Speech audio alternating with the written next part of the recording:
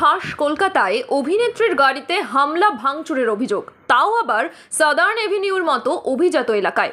যুবকের বিরুদ্ধে থানায় অভিযোগ জানিয়েছেন অভিনেত্রী পায়েল মুখোপাধ্যায়। আটক করা হয়েছে অভিযুক্ত বাইক আরোহীকে। কি বলছেন অভিনেত্রী, শোনাবো। আসি না, আজকে আমি একটা জিনিস দেখাতে, আমি যে কালপ্রিট তাকেও দেখাবো। I was driving and see কলকাতার সাদার্ন এভিনিউতে 27A এটার সামনে আমি রয়েছি এই মুহূর্তে। পুলিশও এসেছে, ছেলেটিকে ধরা হয়েছে। ওখানে তার বাইকটা রয়েছে, প্রচুর লোকজন এখানে রয়েছে।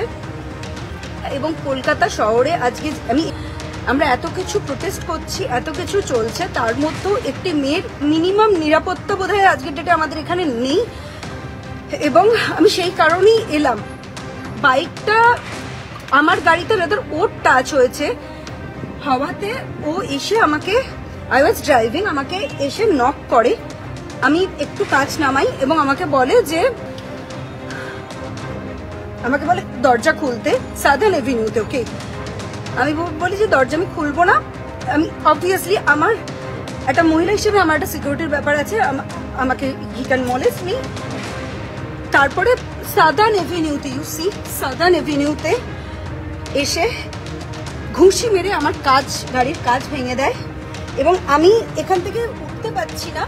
পুলিশ এসেছে, পুলিশরা আমাকে এখান থেকে রেস্কিউ করবে, বিকজ আমার পুরো সব জায়গায় কাঁচের কাঁচ হয়ে রয়েছে। আমি এখান থেকে বেরোতে আমার কলকাতা শহরে এটা মেয়েদের সিকিউরিটি। আপনারা দেখছেন ইউএন লাইভ, বাংলা খবরের শেষ কথা।